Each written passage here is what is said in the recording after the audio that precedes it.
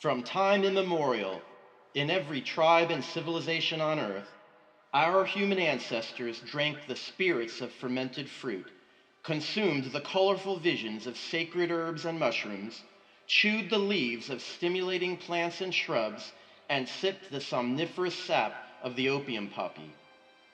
Indeed, human consciousness has evolved for more than 200,000 years in direct relationship to plants. The empathy and compassion we feel towards others, our awareness of the divine and the transcendent love that permeates and indwells all manifestation, our intelligence and the network of neurons in our brains containing receptors for hundreds of naturally occurring compounds, all these bind us inseparably to what we today refer to as psychoactive drugs. Yet something has gone wrong. An empire of ignorance has emerged on the planet, founded on materialism and greed, and in less than 100 years has banned nearly every healing and celebratory substance we use, denying us our natural birthright, the ability to commune and evolve with nature and with ourselves. Only alcohol, tobacco, and the coffee bean have managed to survive this onslaught, perhaps because they allow us just enough stimulation and escape to deal with the drudgery and stress of our overworked lives. Yet the demand, indeed the necessity of drugs in our lives has meant their so-called war is a failure. 100 years later, and all our ancient medicines and many new ones are still among us. Prohibition cannot stop the spread of drugs, it never will, but it has dispossessed many of us from the communal rituals with which we once partook of them, moderately and with intention. Indeed, the misuse and abuse of drugs has risen dramatically under prohibition, a result of the isolation, shame, and stigma it engenders. Prohibition also means that now we are forced to risk our lives to obtain drugs. We risk our lives to criminal gangs and cartels. We risk our lives and freedom to ignorant police and prosecutors, and politicians who use drug prohibition to imprison their political enemies and the minorities they fear. Around the world, our communities are besieged by drug gangs and cartels, as well as the authorities designated to fight them. Both sides feeding off each other in a corrupt system where there are no good guys or bad guys, just victims of a needless, fabricated war. And we risk our lives to adulterated, unregulated drug markets, from fentanyl to levamisole to PMA. Over 60,000 of us die each year from the poisons added to the drug supply by profit-seeking criminals and the corrupt government officials who protect them. We must rise up and end this catastrophe of prohibition. We are drug users. We are everywhere. We are your children, your parents, your doctors, your teachers. We have a right to alter our consciousness.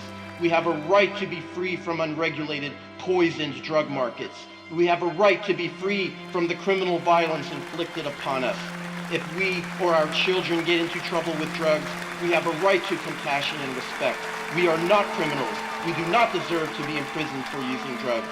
We know the so-called war on drugs is a political ruse maintained to uphold the power and profits of the few. It does not protect us. It does not protect our children. We demand drug policies based on science and public health. We demand decriminalization and legal regulation. We demand an end to the drug war. We demand an end to prohibition. We demand this, and we will not stop until we win.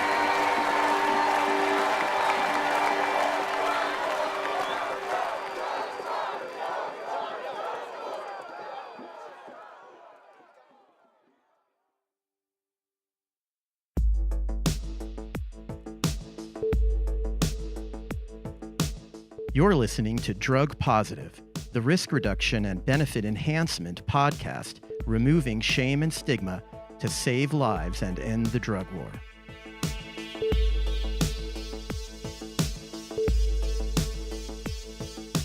Welcome. I'm your host, Emanuel Sferios, and this is episode 0.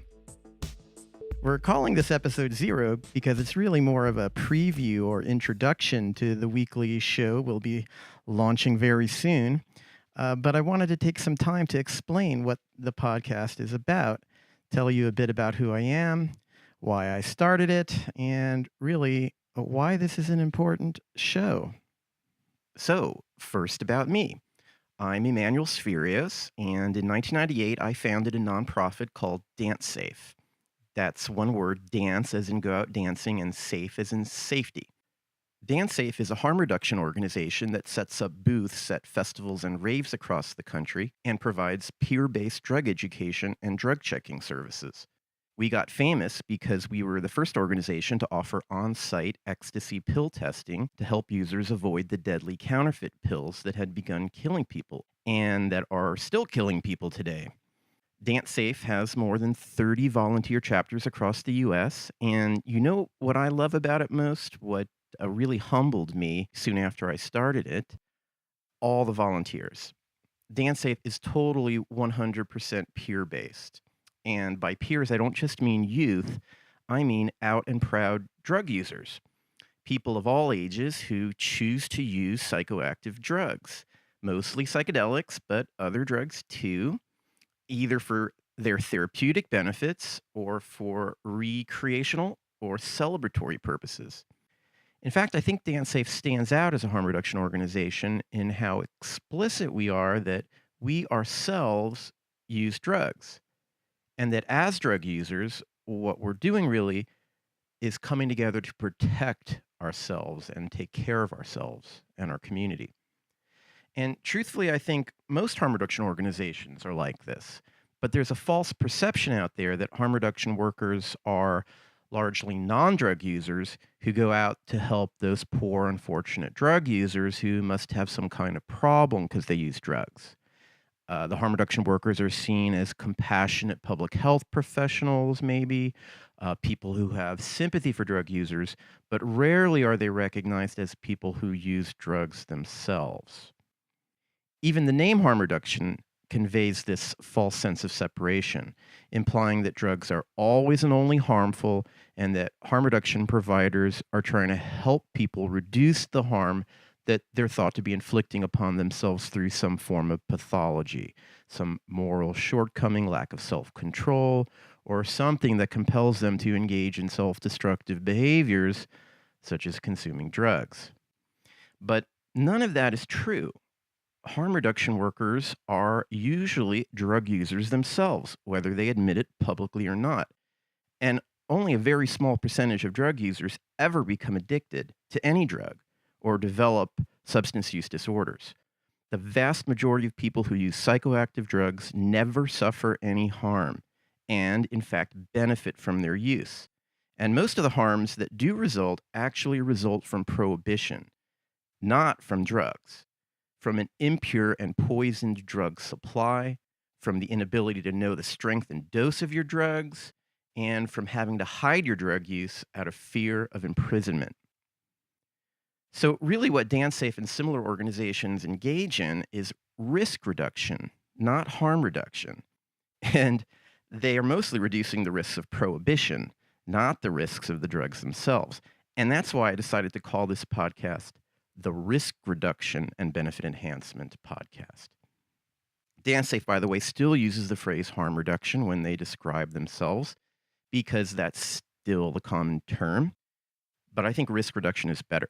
The other thing I want to point out is that when I started Dance Safe, I explicitly put in the mission statement that we were not an addiction treatment or counseling service. Rather, we provide drug information and services for the majority of drug users.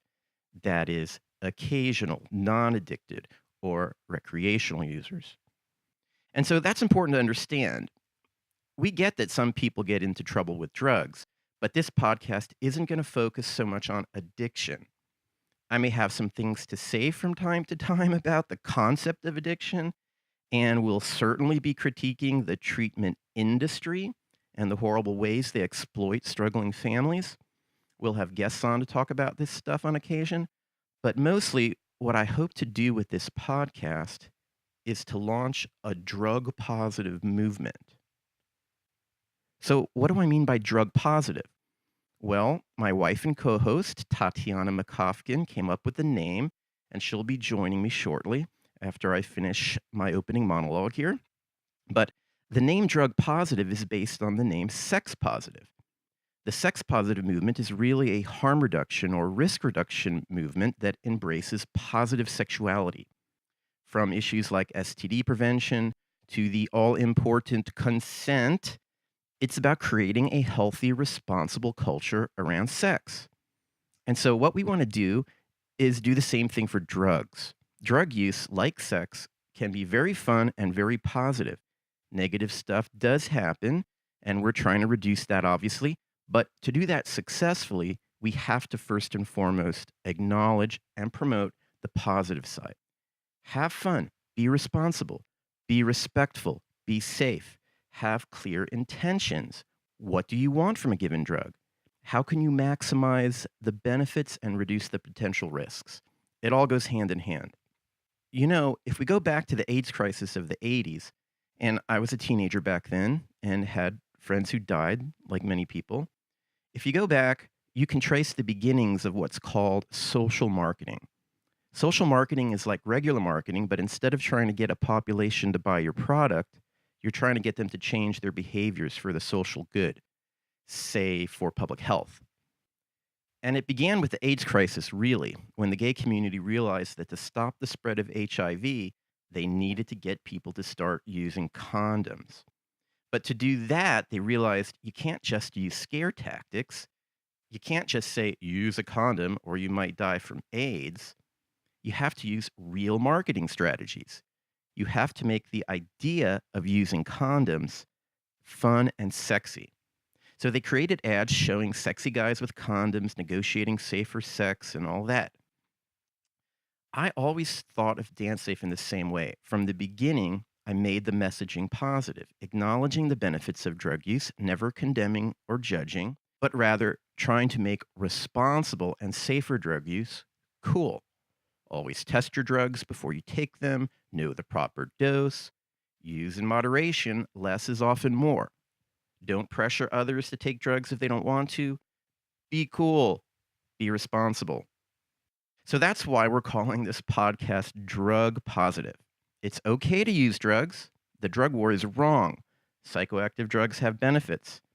And the more you realize that, the more you shed the internalized stigma and shame put upon you by drug war culture, and the less likely you are to misuse drugs. The drug war manifests the very misuse and abuse of drugs it pretends to be preventing, and we need to end it. So we're going to talk openly on this podcast about the benefits and the risks of drugs. We also don't discriminate between drugs, and this is important. Some of you might be thinking, why is this guy using the term drugs so generally? Is he really claiming that LSD is no different than, say, heroin? No, obviously not. Every drug is different, and different drugs have different risks, some greater than others. When I say we aren't going to discriminate between drugs on this show, I mean politically, and in terms of the respect and dignity we give to people. In other words, we may prefer certain drugs ourselves, but we're not drug chauvinists. We don't think we're better than others because of the drugs we choose to use. There'll likely be an emphasis on psychedelics in this podcast, and particularly MDMA for reasons I'll explain soon, but we're not a psychedelic-specific podcast. Personally, I'm a psychedelic user, but I got my start in drug policy reform doing prison activism in Oakland in the 90s. I was volunteering for an organization that worked mostly with African-American families who had male relatives in prison for life for crack cocaine. We all know the drug war disproportionately targets communities of color, and that Nixon launched this war specifically as an excuse to jail his political opponents, which at the time were the anti-war and civil rights activists. And the repercussions of that are still with us today. Cartels, drug gangs, a massive prison industrial complex, 60,000 people a year dying in the U.S. alone. And get this, a recent Congressional Research Service report published July 3rd of 2018 reports that in Mexico, Listen up. In Mexico, more than 150,000 people have been murdered in drug war-related violence just in the last 12 years. 150,000 people. Wrap your head around that one. So we need to all come together as drug users and as families and friends of drug users, not just as pot smokers or psychedelic users, but as a unified movement against the drug war. There are amazing organizations out there right now. I'll be interviewing people from many of them on this show, all doing great work. Let me give a shout out to just one of them right now, my favorite drug policy reform organization, Families for Sensible Drug Policy. Check out their Facebook group. They're doing amazing work. So we need to unify and work together on specific broad-based reforms rather than piecemeal reforms. And what we need next, right now, is state-by-state legislation to decriminalize all drugs. Decriminalization means it's no longer illegal to possess drugs for personal consumption. This is the most important next step. They did it in Portugal 15 years ago, and it reduced drug-related fatalities by half. Opinion polls in the United States show that a sizable majority of voters support decriminalization. In every state and on both sides of the political aisle, Republicans and Democrats support it equally. So it's practical, it's politically viable, and it will have major positive repercussions.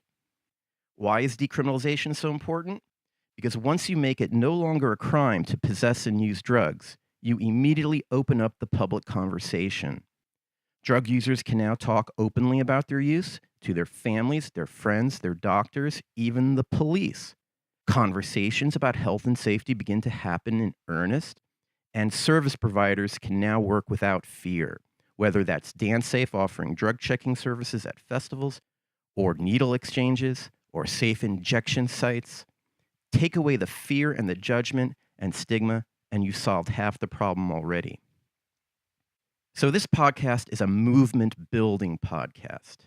We can't separate harm reduction or risk reduction from drug policy. It's impossible. Prohibition is the cause of the majority of problems, and we need to end it.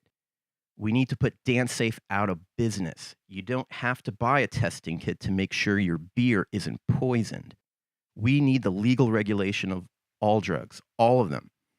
And the first step, supported by a majority of Americans, is decriminalization. Many of you who've been following my work over the years know that I'm producing a documentary on MDMA. It's called MDMA the Movie, and I've been working on it for a number of years now. You can see 21 minutes of edited footage if you go to donate.mdmathemovie.com. And we have a crowdfunding campaign going on there.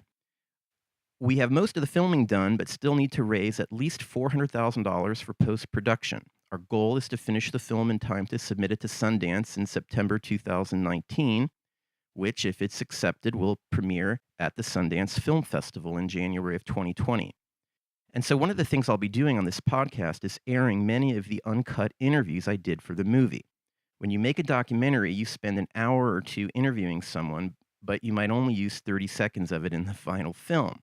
So I've already done all these great interviews, and they're not just all about MDMA. The movie I'm making is really an anti-drug war documentary. It just pivots around MDMA, but includes a lot more. We'll also be doing a lot of new interviews and also spicing up the podcast with shorter breakout segments here and there with titles such as Flashbacks, Drugs and History, Coming Out of the Psychedelic Closet, and what's bound to be everyone's favorite, People on Drugs. In general, each show is probably going to consist of me interviewing one main guest about a specific topic. We're still working on the format, but likely I'll open the show with a short monologue. Then Tatiana and I will chat for a bit, like we're about to do. She's sitting here right now. Then we'll listen to the main interview and maybe throw in some of the breakout segments in the middle or at the end to spice things up. We'll see. We're thinking each podcast will be approximately an hour, and we're going to put them out every week. So make sure and subscribe. We're on iTunes, SoundCloud, Libsyn, and a number of other places. We're also going to launch a Patreon soon where we'll be offering special content for subscribers, so stay tuned for that.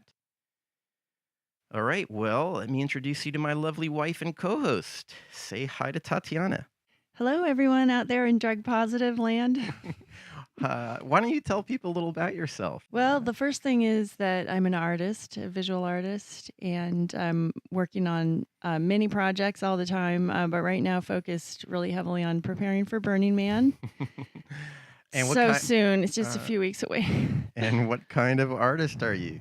Well, a psychedelic artist is what you're getting at, and I think. this is not a this is a coincidence, everyone, because when I met and fell in love with Tatiana, I had no idea her art was so psychedelic. I knew she was an artist, and then it was like over the first year, she starts producing these crazy psychedelic pieces of art, and we hadn't even used psychedelics together yet by that point. So. That's right. I really wasn't using psychedelics much either. And so psychedelics really didn't influence the early development of my art very much, but definitely smoking a lot of pot. But that can be psychedelic. yeah, Mhm, yeah. mhm. Many hours just getting deep into the zone with pot and art. Well, I like to say you're always in a visual psychedelic state, and I'm the one that has to take psychedelics in order to appreciate the things you see in the world just normally. I think to some Uh, extent that's true, partly just because of practice, though, because it's very important to me to observe the world and see mhm. detail. You mentioned Burning Man. Maybe you should tell people a little bit about that. I mean, many of our listeners probably know about Burning Man. Certainly, everyone's heard hmm of it. But what is Burning Man? What is Burning Man is how you're putting it to me. Oh my gosh. There's just a lot of different answers, I guess. But don't call it a festival. It's a city. It's a city is what Uh, it is. It's a temporary autonomous zone. You know, mhm. I um, think it's an art festival. I think it's the one and only true art festival in the world because, people think they've gone to art festivals, but really they're going to. That's our cat the who cat just just came in, came in. the Hey, creaking kitty. door at Velvet here.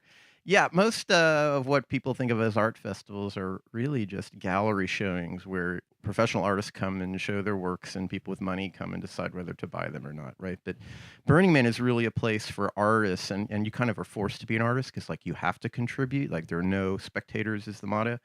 Artists come together to share their art with each other and no money's exchanged. It's just one big giant art show, and that's art from visual to music to performance art, etc. Like, so, anything else you've heard about Burning Man, first and foremost, I think that's what it is, an art festival. It's non-commercial. I don't even know the names of the artists. Like there's no plaque in front of the giant artworks, but it just creates this feeling that we're all a part of this and we're all sharing in this. And I just felt overwhelmed by generosity in my first experience there. And to me, that's the underlying note.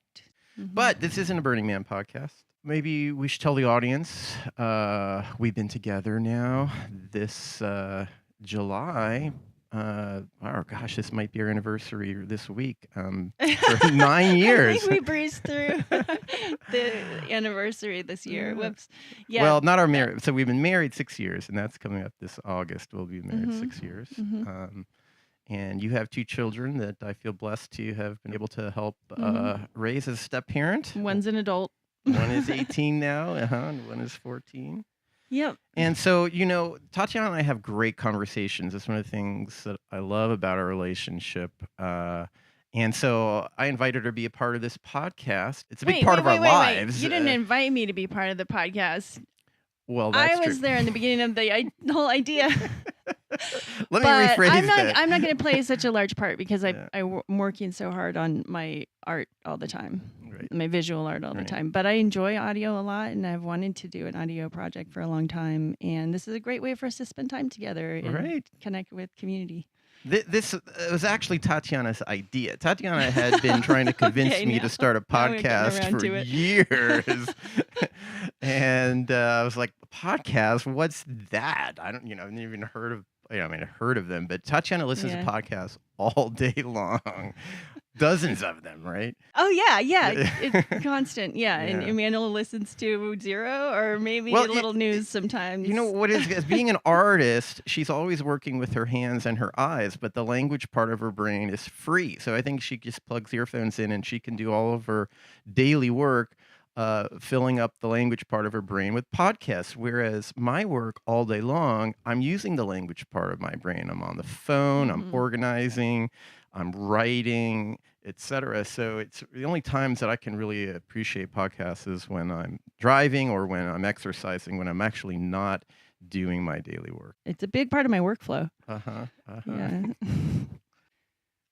So at the beginning of the show, we just played the Drug User Manifesto, Oh, right. which you created this week. And it's a vision of, it's a sort of an audio imagination of movement around ending the drug war, ending prohibition. Yeah, right? I wrote that actually on the airplane flying to Alberta just about 3 weeks ago now, and then we put the crowd noise behind it to give it a feel of being at a rally with thousands of people and uniting together in a movement of by and for drug users to end the drug war. And tell us about the chanting at the end. I don't know Oh, if people yeah, can right. hear it, Yeah. the words. It says, no So- more drug war. No more drug Right. war. So at the very end of the applause, we mix in some actual chanting from an actual drug war rally. And this had to have been one of the high points of my life. This was back in 2015 at the Drug Policy Alliance conference. Rick Doblin, the executive director of MAPS, organized a rave and protest on the Capitol Mall, right underneath the Washington Monument. And at least 502,000 people came out, and we burned an effigy of a prison cell. It was a Burning Man style anti-drug war protest and rave with DJs and music and dancing until sunrise. And when we burned this effigy, everyone started chanting, "No more drug war." And I wanted to build an anti-drug war movement when I first started Dance Safe.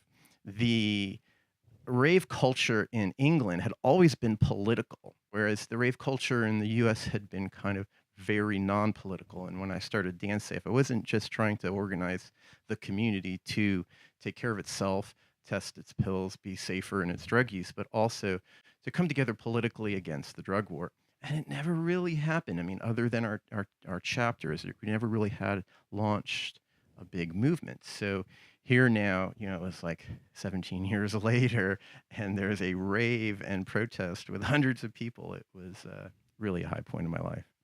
Well, the young people now have always had Dance Safe, some of them. Dance Safe has been there ever since they've been old enough to go out. So they've been raised into a world where that's already a given.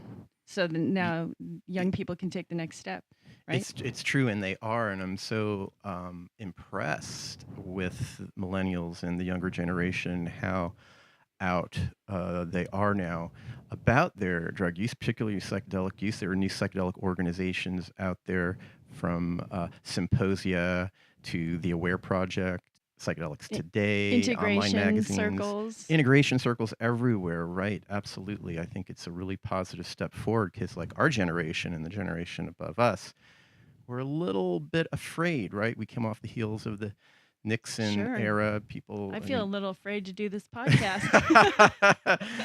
Yeah, well, if I would like to kidding, say, I'm okay. people should come out of the Yeah, closet if think it they over, though. feel safe enough doing so. Some Yeah. people aren't safe enough, but if you can, we need to admit. Look, Steve Jobs admits that he uses psychedelics. I know, that's what right? I always come back to. I'm like, look at Shane Moss. He makes his career talking about drug use. Like, I shouldn't be worried. We love Shane. What's this podcast? Everyone should listen to Shane's Here we podcast. are. Here we are podcast. Yeah, he right. talks to scientists. Right.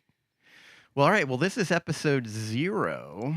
Yeah. This is just to It's get you excited. We want you to subscribe and be ready for our first Preview. podcast coming up real soon. Cast. Yeah. Anything else you want to say? Oh, well, I had an idea. What do you think if you have like a risk reduction safety tip on each podcast?